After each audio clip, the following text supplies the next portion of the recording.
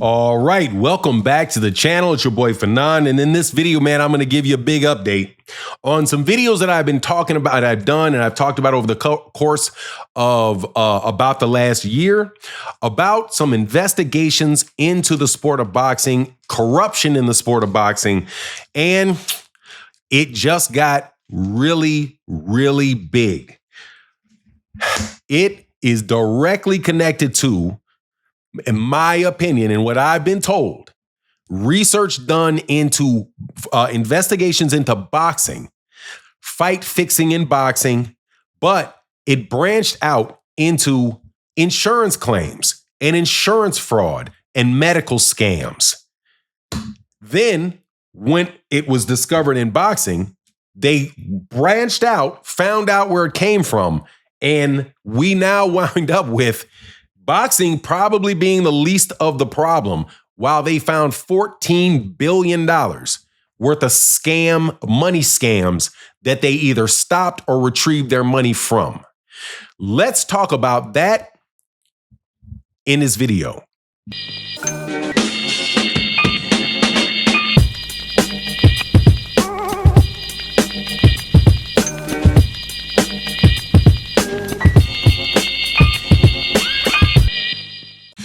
All right, welcome back to the channel. It's your boy Fanon, and in this video, look, I am going to continue to tell you, I told you so, and continue to warn young fighters and young professionals that the saying, all money ain't good money, is a very, very real thing.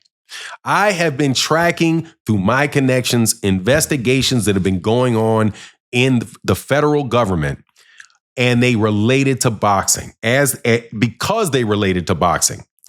I had told people many times that they were going to launch RICO charges, and also investigations into these things.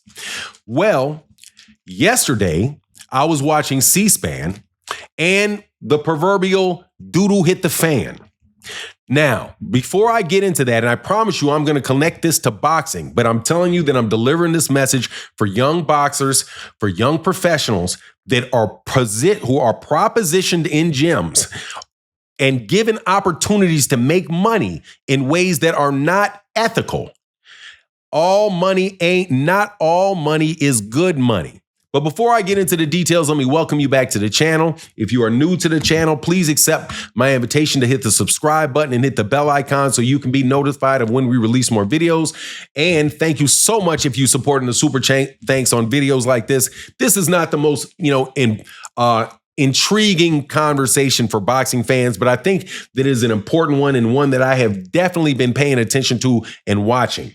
Now, I have been told certain things. I am not going to tell you what I've been told. I am going to tell you what has been released by the White House. And yesterday, the White House, in a coordinated effort between the FBI, I do believe it was the FBI, the Department of Health and Human Services, and 3 or 4 other agencies, policing agencies, had a press conference in which they announced that they had indicted, I do believe the number is, well, it's hundreds of people that they have indicted. I believe the number was somewhere around 340 people or so have been indicted for a variety of scams. Now, why do I say that what is the connection between this and boxing and what I've said before?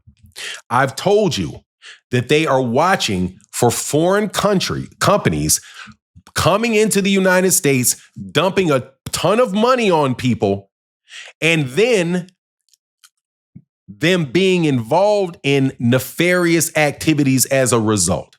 That's what I said that it was about. Now, what is this about? In the conversation, or in the press conference, they said that it was foreign national companies that were buying healthcare companies. And they were buying, when they bought the healthcare company, they bought all of their personal information. And then what did they do with this personal information? According to the federal government, They then defrauded the Department of Health and Human Services by submitting a lot of bills for services that never took place.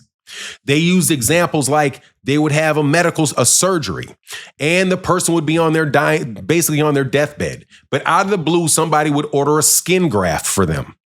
They would also do things like order products for people and then send them to their house for free, even though they never ever bought it. But somebody bought it, somebody paid for it, somebody made a profit off of it. So when they laid out all of these different schemes, they resulted in what the government said was about $14 billion in fraud that they believed that they uncovered. Let me repeat the number, $14 billion from a series of schemes. Now, why do I say that this is connected? Because I told you that this was going to happen. When did I tell you it was going to happen? When the California famous Crip, the guy's name was Big U. When Big U got arrested, I told you it was good. Crap was going to hit the fan because he was going to be somebody that is going to snitch. And they're doing a lot of snitching. I've told you they're doing a lot of snitching. So it appears as if they were not just involved in, gambling schemes here and gambling schemes there. They're also involved in doing things like buying manufactured products and sending them to your house, getting you to sign up to them so they can steal your personal information. All kind of different stuff that they're doing to try to get your personal information to go and try to defraud money from the federal government. Once again, all money's not good money. If you are involved in these schemes in any way, shape, form, or fashion, I'm going to tell you again, you probably need to get uninvolved from them. And if you really are involved in them, you might want to seek some clemency right now because they are on y'all like y'all would not believe. But anyway, I told you. Now, you can say, Fanon's making this it's all made up. Well, before I told you that RICO investigations were coming down and Big U got hit with one, did I make up that Big U got arrested? No, but okay, Big U gets arrested. I say that now they're going to wind up snitching and you're going to see a lot of people indicted. Well, now you've got based off scams that sound very similar to things that Big U would have been running. $14 billion in money that the government says has been scammed out of them. Now, let's connect this even more so to boxing. I never could understand why somebody would want to lose $100 million in a boxing match. Well, hypothetically speaking, and definitely not accusing anybody of anything, I think I can come up with an idea of why they might want to do that. Because you can buy companies, you can do all kind of different things and get all kind of people's personal information and then run all kind of scams off people's personal information. But then again, Turkey Al-Sheikh wouldn't be involved in that, would he? Oh, yeah, he could be. Why? Because a guy that was seen with him, with Turkey Al-Sheikh, is wanted by the federal government, for suspicion of having bribing Twitter to get Twitter users' personal information. So you got Turkey Al-Sheikh hanging out with a guy that's in the business of getting people's personal information. Yeah, coincidental.